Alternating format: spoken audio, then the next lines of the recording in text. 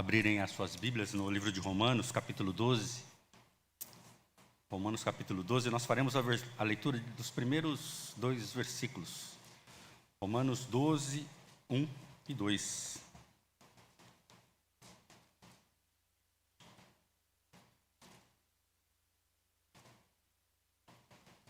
Hoje nós podemos dizer que estamos no modo analógico, né? Sem projeção. Temos alguns recursos a menos hoje, mas é bom para a gente praticar, né? Abrir o inário, a Bíblia, é bom a gente recordar dos tempos antigos. Romanos 12, 1 e 2, diz assim a palavra do Senhor. Rogo-vos, pois, irmãos, pelas misericórdias de Deus, que apresentei o vosso corpo por sacrifício vivo, santo e agradável a Deus, que é o vosso culto racional. E não vos conformeis com este século, mas transformai-vos pela renovação da vossa mente, para que experimenteis qual seja a boa, agradável e perfeita vontade de Deus. Oremos. Senhor, nós nesta hora estamos aqui diante de Ti. Pedimos, Senhor, fala conosco, que a Tua palavra se encaixe exatamente nas nossas necessidades, que aprendamos, ó Pai, a Te buscar e a ouvir a Tua voz, através da mensagem, através da Tua palavra, que pessoas nesta noite tenham a oportunidade de Te conhecer, quer seja pessoalmente ou através da transmissão, que o Teu Evangelho seja o único motivo de estarmos aqui nesta hora. Que nós, pecadores, não atrapalhemos, ó Pai, a propagação do Teu Evangelho. Por isso nos usa, nos molda conforme o Teu querer, que o Teu Santo Espírito haja grandemente nesta noite, transformando vidas, abrindo, ó Pai, mentes e corações para a Tua verdade, para a Tua realidade, ó Pai. Que nós, Teus filhos, tenhamos a chance nesta noite de nos achegarmos mais a Ti, de rememorarmos, ó Pai, aquilo que nós nos comprometemos quando professamos a nossa fé, de estar na Tua casa, de Te servir e Te honrar dia após dia. Senhor, nós Te louvamos porque o Senhor é grande, porque o Senhor é maravilhoso, magnífico e nos trouxe na Tua casa nesta noite. E oramos em nome de Jesus. Amém. Eu não sei aqui quem já teve a oportunidade de navegar. Eu sei que a Laura, a Luísa e o Célio, não sei se mais alguém aqui já teve a oportunidade de fazer um cruzeiro. Eles já tiveram. E eu já tive a oportunidade de estar em navios, mas não tão grandes. E a gente observa que a realidade desses barcos grandes é interessante. Você tem hora que nem percebe que está num barco. Parece que está em terra firme, de tão grande que eles são, tão monumentais que eles são. Fui levar a Ana até o porto, né, para embarcar no cruzeiro. Você anda do lado do navio, você está pensando que é um prédio, mas é um navio. E esses navios, quando estão em alto mar, sem onda, sem vento, tranquilos, você nem percebe o mar praticamente. Calmo, sereno, liso. O capitão joga a âncora do barco e ele fica ali, paradinho. Você nem percebe. Mas de uma hora para outra, a âncora é retirada do fundo do mar e o navio começa a navegar. O vento começa a bater um pouco mais forte, as ondas se formam. Não sei quem teve a oportunidade essa semana ver um navio que se deparou com uma tempestade, um navio enorme, mas as ondas eram maiores que esse navio. O navio não afundou, mas balançou bastante. Eu tenho certeza que, fora os tripulantes, os marinheiros, os ocupantes daquele navio ficaram um pouco preocupados. Ficaram um pouco preocupados, com certeza. A gente percebe algumas verdades dessa história, né? Primeiro, que sem uma âncora firme, esse navio ele vai para qualquer lugar Para onde o vento soprar, ele vai. E uma outra realidade é que, quando as águas estão tranquilas, a gente até esquece, muitas vezes, de como elas podem ficar furiosas.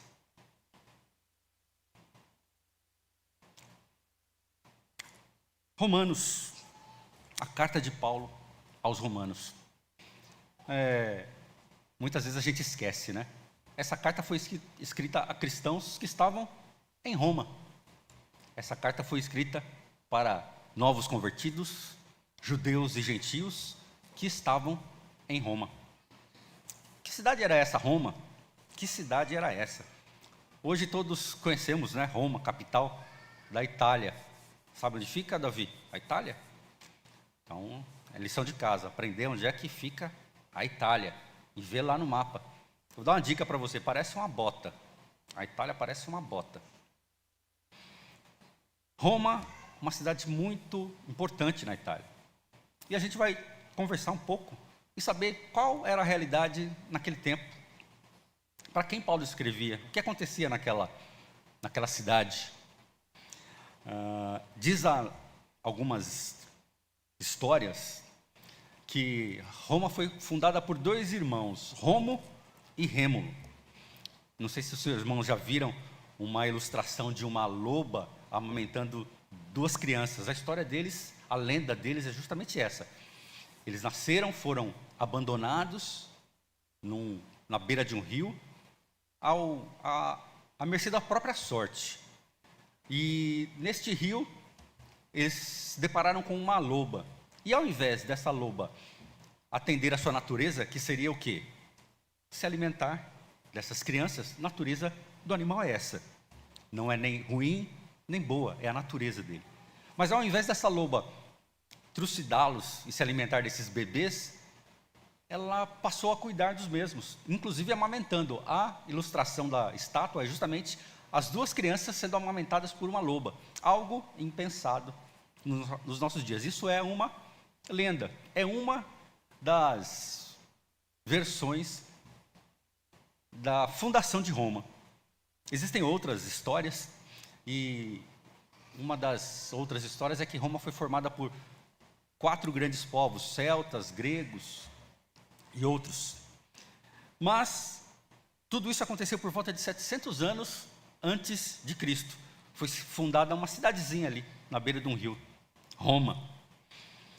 E é interessante como Roma se projetou na humanidade, na história da humanidade. Todos aqui nos lembramos do Império Romano, correto? Alguém não se recorda do Império Romano? Nos grandes filmes, até hoje, são retratados os coliseus, as batalhas nos coliseus, né, os gladiadores. Todos são retratados até hoje, por conta da grandiosidade de Roma, do Império Romano. Essa cidadezinha que se fundou ali na beira de um rio, começou a se desenvolver, evoluir, crescer. De uma cidade virou uma cidade-estado, de uma cidade-estado virou um império, o Império Romano. Eu, inclusive, tenho um nome que é de um imperador romano, César Augusto. César Augusto, Marco Aurélio e tantos outros. O Império Romano ele chegou a controlar praticamente todo o mundo daquela época. O Mar Mediterrâneo, a Grécia, o Egito, a Macedônia, a Palestina, a Península Ibérica, que era o mundo daqueles dias. Era o mundo daqueles dias.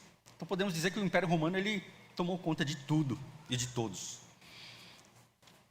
Mais um dado interessante dessa cidade, isso a gente conversa nesse instante, que é para entender por que Paulo falava a Roma e por que Paulo fala a nós hoje. Essa cidade tinha praticamente 1 milhão de habitantes quando Cristo nasceu. Se a gente falar 1 milhão de habitantes, hoje é uma cidadezinha qualquer, né? Não, era uma cidade grande. Naquela época, hoje seria uma cidade grande. Só que naquela época nós não tínhamos trens, aviões, internet, metrô, que mais? Drones, não tínhamos. Cavalos, carroças, sapatos, era o que tínhamos. E com essa grandeza daqueles dias e que seria uma grande cidade ainda hoje, ela se tornou um centro cultural, um centro econômico, um centro social, de onde vinham e iam diversas pessoas, estudando medicina, estudando história, geografia, trabalhando em diversas áreas, no comércio, na produção de móveis. E aí, a gente olha para São Paulo. Imagina em Roma, São Paulo. São Paulo é Roma e Roma é São Paulo. Aqui nós temos diversos profissionais, várias profissões, pessoas de diversas partes da cidade. E a gente vai e vem nessa cidade, a loucura que é. Estamos em Roma, literalmente nós estamos em Roma. E um detalhe muito interessante de Roma, e também existe aqui na capital de São Paulo, do estado de São Paulo, é que várias religiões eram praticadas naquela Roma, da mesma forma como várias religiões são praticadas em São Paulo hoje. Naquela época, crença nos deuses mitológicos, lusitanos, nos deuses gauleses, nos deuses egípcios e principalmente nos deuses gregos. Então a gente pode afirmar que nós estamos em Roma. Todas as características de Roma nós encontramos hoje aqui, onde nós estamos, em São Paulo. Uma cidade diversa, uma cidade gigante, uma cidade majestosa, mas que tem problemas. E a gente pode dizer que o maior problema dessa cidade é que ela não professa um único Deus, ao verdadeiro Deus. Então vejamos quem eram os romanos. Já vimos o que era a cidade de Roma, agora vejamos quem eram os romanos. A igreja para quem foi escrita essa carta. Essa igreja de Roma, os irmãos de Roma provavelmente foram uma das primeiras igrejas fundadas naquela época. Fundada após a vida, morte e ressurreição de Cristo Jesus, após a sua assunção aos céus. Era uma igreja muito antiga e esse tempo de formação dessa igreja provavelmente se deu por quê? Como era um local de passagem de muitas pessoas, com certeza cristãos que foram convertidos em outros locais, para ali rumaram, ali fizeram sua guarida e ali fundaram essa igreja. Então vieram pessoas de todas as direções e, se concentrando em Roma, fundaram ali uma das igrejas mais antigas que nós temos notícia na palavra do Senhor. Era uma igreja forte, uma igreja pujante. Se os irmãos quiserem abrir aí lá no livro de Atos, no capítulo 1 e no versículo 8, Paulo fala de como era a igreja de Roma. Era uma igreja realmente de destaque. Uma igreja que merecia a admiração de outras igrejas. Essa igreja ela foi formada mais ou menos 49 anos após a morte de Cristo Jesus. Aliás, me enganei. Essa igreja ela teve alguns problemas e alguns relatos datam de 49 anos após a morte de Cristo Jesus, que comprovam inclusive que essa igreja era uma igreja militante. Por quê? Porque o imperador Cláudio, por conta da agitação dos cristãos, da pregação do evangelho, chegou a expulsá-los de Roma no ano 49. E dentre os que foram expulsos, estavam lá Áquila e Priscila. Os irmãos lembram de Áquila e Priscila? Nós temos lá o registro em Atos, no capítulo 18, no versículo 2. Então, os cristãos fizeram um movimento e proclamavam segundo os historiadores, a Cristo, que nós fazemos menção de ser Cristo. E esses cristãos, eles anunciavam a Cristo e que Cristo era o Rei dos Reis, Senhor dos Senhores. Contrariando então o quê? O Império Romano, cujo líder supremo era o imperador. Então nós vemos que a igreja de Roma era realmente uma igreja militante. Apesar de não ter vivenciado a história e a vida dos apóstolos diretamente. Nós não temos nenhuma narrativa de que algum dos apóstolos esteve em Roma pregando, trabalhando em Roma. Paulo teve a carta aos Romanos, posteriormente ele esteve em Roma, mas o trabalho apostólico da forma como foi feito inicialmente em outras igrejas, em outras localizações, não aconteceu em Roma, na igreja aos Romanos. E um último fato sobre a igreja é que ela era formada basicamente por judeus e gentios. Judeus convertidos ao cristianismo e gentios recém-convertidos. Mais gentios do que judeus. Mais algumas informações ainda, irmãos, sobre a carta. Paulo escreveu essa carta, ele estava em Corinto, não estava em Roma, ele estava em Corinto. E nessa carta, Paulo, ele apresenta as suas credenciais. Possivelmente por quê? Porque ele queria o apoio dessa igreja para o seu trabalho missionário. Então ele apresenta daquilo que ele faz, daquilo a quem ele segue, a quem ele proclama. Ele apresenta as suas credenciais apostólicas aos irmãos de Roma através dessa carta. E ainda nessa carta ele defende o seu ministério, porque já naquela época haviam aqueles falsos profetas, falsos mestres, que procuravam reduzir o seu trabalho espalhando boatos. Essa carta aos Romanos, ela fala muito mesmo da comunhão do corpo de Cristo, dentre outros assuntos. E o mais importante, num contexto teológico, é que essa carta ela é praticamente um resumo do Evangelho. Eu vou ler aqui para os irmãos alguns dos assuntos que Paulo trata nessa carta e o porquê ela é considerada como esse compilado evangélico. Ela vai tratar sobre o pecado, sobre a lei, sobre o julgamento, sobre o destino humano, sobre a fé, sobre as obras, sobre a graça, a justificação, a santificação, a eleição, o plano de salvação, a obra de Cristo e do Espírito Santo, a esperança cristã, a natureza e vida da igreja, o lugar do judeu e do não judeu nos propósitos de Deus, a filosofia da igreja e a história do mundo, o significado e a mensagem do Antigo Testamento, os deveres da cidadania cristã e os princípios de retidão e moralidade pessoal. Praticamente o que nós precisamos para viver. Mas não se engane, você tem que ler o restante da Bíblia também, de Gênesis a Apocalipse. Mas se detenha em Romanos, ou se quiser, leia Romanos primeiramente, porque você vai ter uma noção melhor do restante do livro. E um fato interessante, e fechando a nossa introdução, é que grandes homens cristãos, que influenciaram inclusive a nossa estadia hoje nessa igreja, eles foram impactados pela leitura do livro de Romanos. Homens quais? Agostinho, Lutero, John Wesley. Quando se apropriaram das verdades do livro de Romanos, como diríamos hoje, a chavinha virou e eles passaram a ser vasos na mão de Deus, passaram a ser ferramentas extraordinárias na mão de Deus. Então fica a dica, leia Romanos. Eu sei que Deus vai usar a sua vida da mesma forma com que usou desses homens. Então vamos lá ao nosso texto. Paulo, falando aos Romanos, ele começa o nosso texto dizendo: rogo-vos, pois.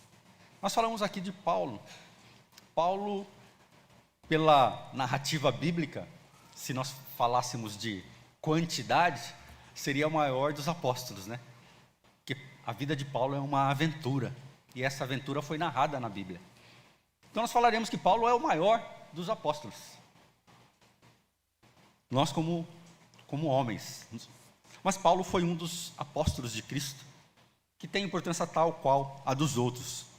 Mas Paulo tinha uma autoridade diferenciada, porque ele perseguiu a Cristo, teve uma conversão maravilhosa, e a partir de então realmente passou a servi-lo de alma e coração, como nenhum outro até então havia feito.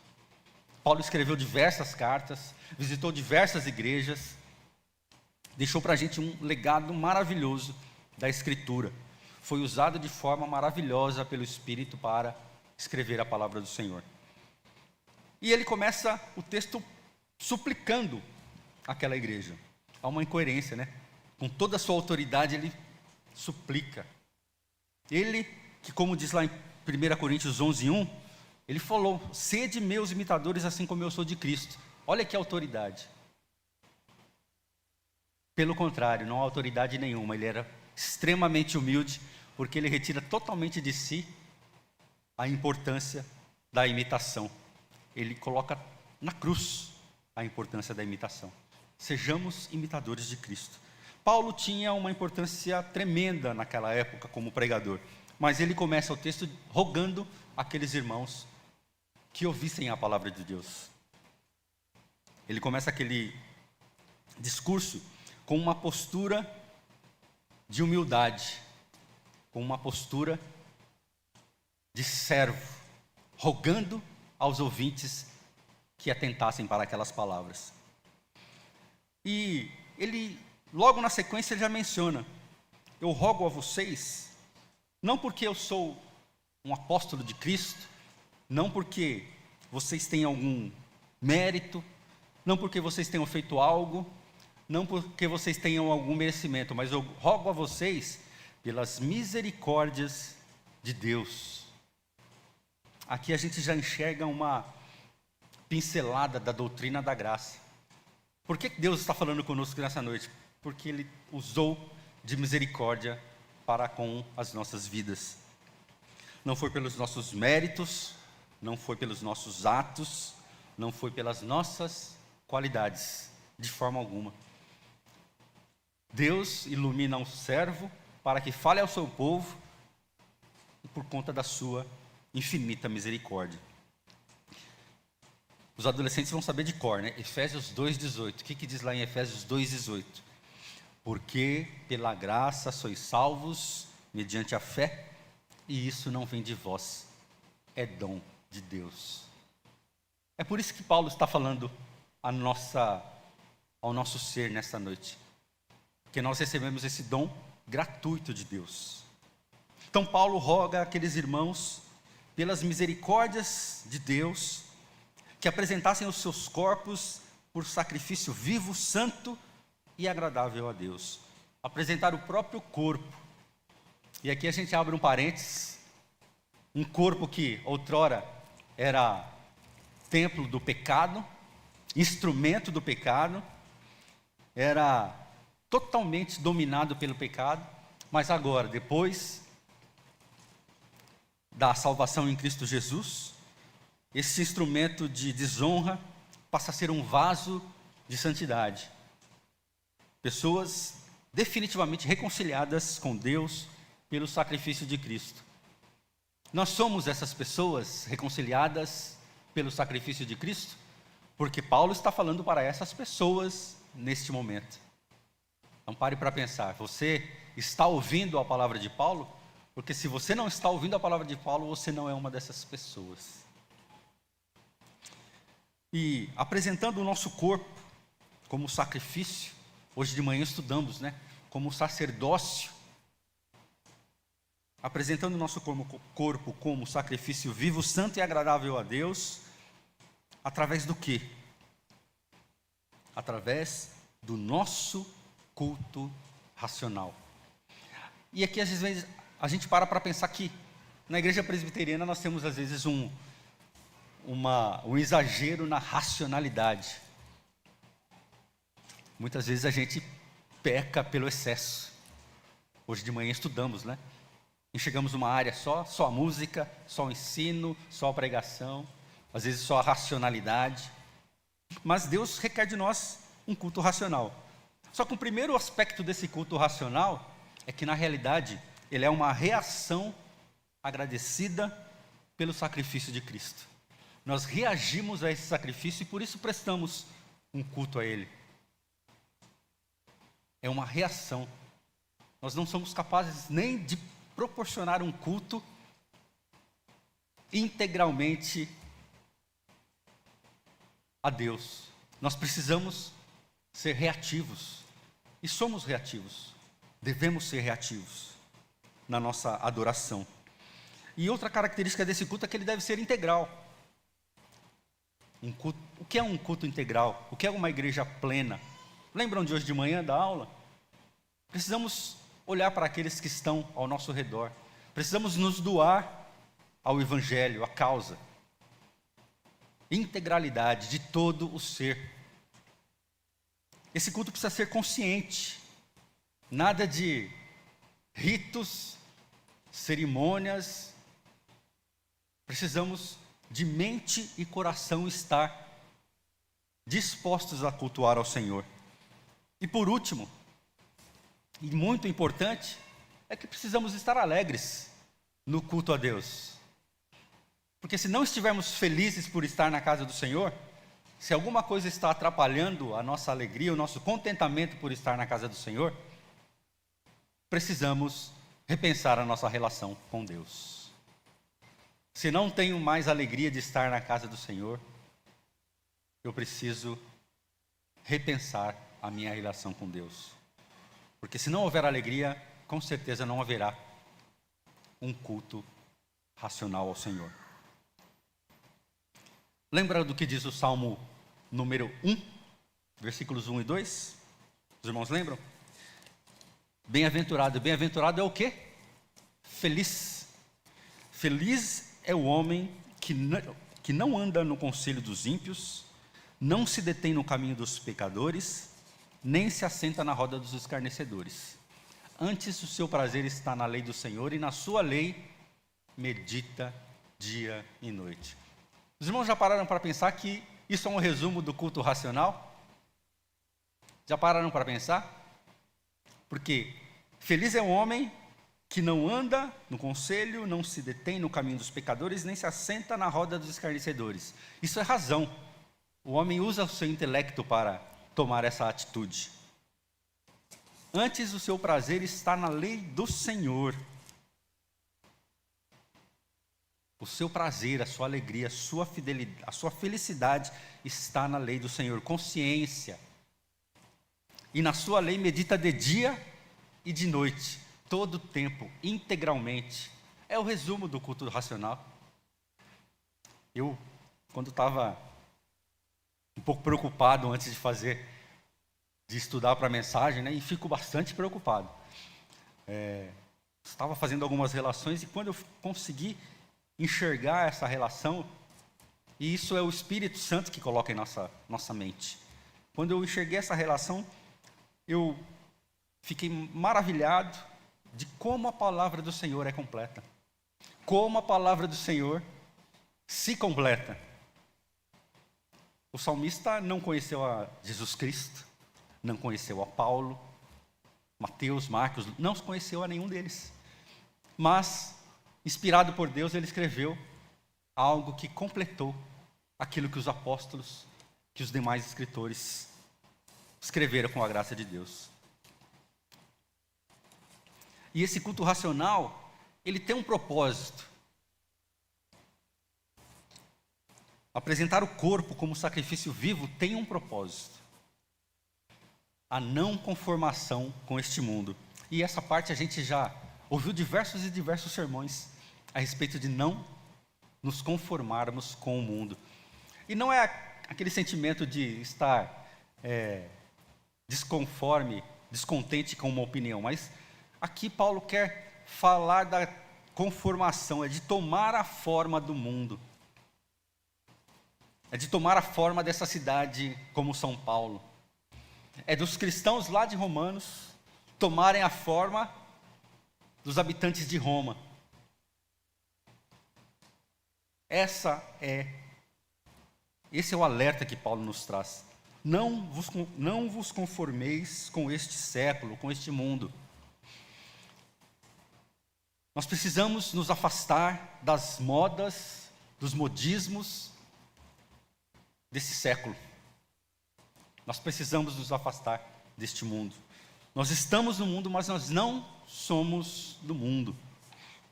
Lá em 2 Coríntios 4, 18, Paulo, mais uma vez Paulo, diz assim: não atentando nós nas coisas que se veem, mas nas que se não veem, porque as que se veem são temporais, e as que se não veem são eternas. Não se conforme com este mundo, porque este mundo passa, esse mundo passará. Esse mundo de um segundo para o outro virará pó.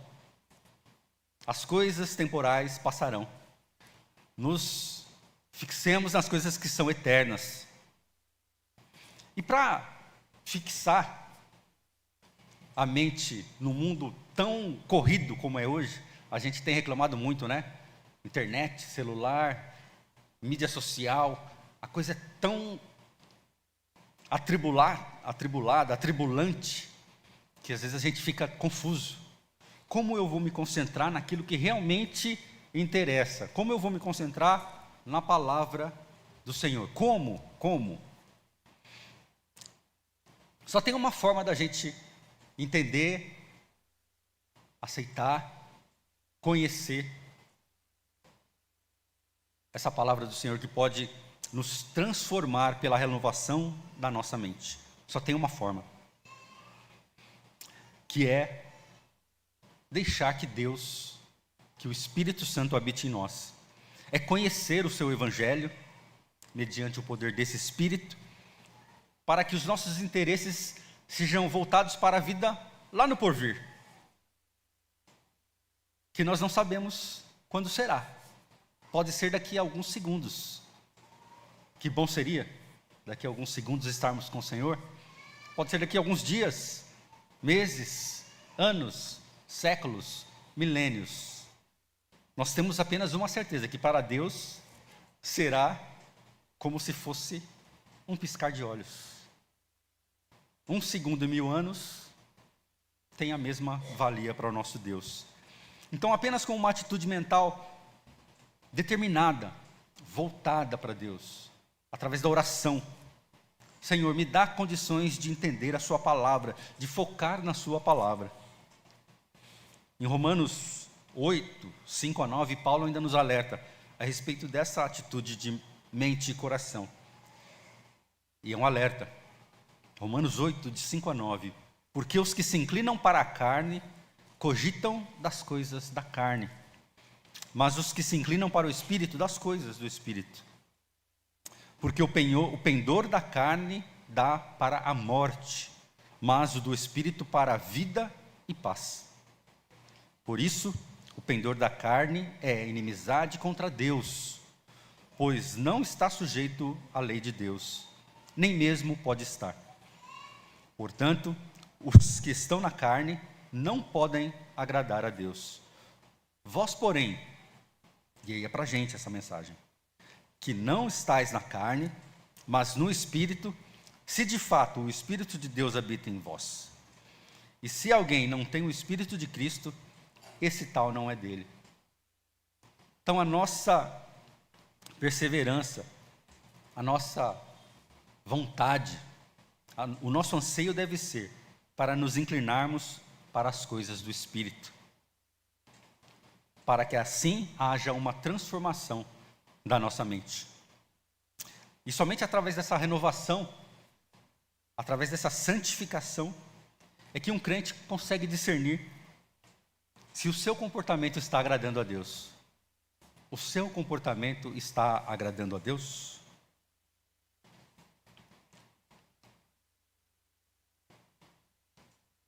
Você conhece a esse Deus maravilhoso? João, lá na sua primeira carta, no primeiro livro de João, capítulo 2, versículo 14, ele escreve: filhinhos, eu vos escrevi porque conheceis o Pai. Ele também escreve aos pais: pais, eu vos escrevi porque conheceis aquele que existe desde o princípio. Aos jovens ele diz: jovens, eu vos escrevi porque sois fortes e a palavra de Deus permanece em vós. A palavra de Deus permanece em vós. Está aí a chave para nossa transformação. Conhecer a palavra de Deus. Conhecer a palavra de Deus. Porque através do conhecimento da sua palavra, nós conheceremos a sua vontade. A vontade de Deus tem que ser o nosso alvo, porque isso é o que nos torna desconformes a este século. a vontade de Deus em nossas vidas. Nós tiramos algumas conclusões desses 2 versos. Como então renovar dia após dia a sua mente, o seu coração, o seu procedimento? Como comprovar a vontade de Deus na sua vida? Temos algumas formas de fazer isso. E essas formas são baseadas naquilo que Deus, através de santos homens, nos escreveu. Uma dessas formas é buscar conhecer e entender o coração de Deus. Não há outro jeito a não ser lendo. Hoje a gente pode escutar também a sua palavra. Leia a palavra de Deus. Para aqueles que têm dificuldade, ouçam a palavra de Deus. Sabe aquele aplicativo que você tem no celular? Não aquele joguinho, né? Que as crianças ficam lá. Aplicativo da Bíblia. Lá tem. Ouça a palavra do Senhor. No carro, na cozinha, na sala, no quarto, andando de bicicleta, correndo. Ouça a voz do Senhor, literalmente. Ouvindo a voz do Senhor, entendendo a voz do Senhor, você será menos suscetível às mentiras, porque você vai conhecer a verdade. Então você não vai balançar para cá, balançar para lá, por qualquer vento de doutrina estranha que seja pregada lá fora. Conhecendo e entendendo essa verdade, conhecendo e entendendo o coração de Deus, você vai estar ancorado na verdade e as mentiras perdem totalmente o seu poder. Tem mais uma forma ainda da gente exercitar essa transformação, essa renovação de mente. Falar com Deus. Você falou com Deus hoje? Bia, você falou com Deus hoje? Amém. Nós precisamos falar com Deus de forma honesta, o mais honesta e mais crua possível. Deus é o único que pode te ouvir dessa forma. Muitas vezes você não pode conversar assim com seu marido, com sua esposa, com seu pai, com sua mãe, com seu filho, mas com Deus você pode. Com Deus você deve conversar. Faça a Ele as perguntas mais difíceis da sua caminhada. É para Ele que você tem que fazer essas perguntas. Vá até Ele com seus fardos. Só Ele pode te dar o apoio necessário. Busque conhecer a Deus e fale de forma direta ao Senhor. E por último, adore esse Deus maravilhoso. Adore esse Deus maravilhoso. Pelo que Ele é, pelo que Ele foi, pelo que Ele sempre será. Um Deus de bondade, um Deus de Pai, de paz. O Deus que nos mantém até hoje. Mantenha um canal de comunicação com esse Deus. O adore através da sua vida, em casa, na escola, no trabalho, na igreja nem se fale. Adore ao Senhor. Lembra daquele barco lá do começo da história? Lá no começo do sermão falei de um barco. A única forma desse barco resistir às tormentas, resistir à deriva, de ficar vagando no mar ao léu, a única forma desse barco ter segurança é se ancorar. E nós, a única forma de nós resistirmos às tormentas da vida, nós estarmos sujeitos à calmaria, à tranquilidade, à ociosidade, a única forma de nós nos livrarmos disso é estarmos ancorados na verdade bíblica. Porque essas palavras, elas vêm do próprio Deus. elas não vêm de pastores, presbíteros, diáconos, elas são do próprio Deus. Então, se você vem à igreja, mas está desanimado, cansado, muitas vezes não atenta à palavra do Senhor, dispersa a sua atenção, pense bem, busque transformação, busque renovação. E a única forma de buscar isso é através da palavra do Senhor. Que Deus nos abençoe nessa noite e que essa palavra ela faça uma transformação, que ela cause incômodo em nossas vidas, que ela cause desconforto naqueles que estão vacilantes no caminho do Senhor. Amém.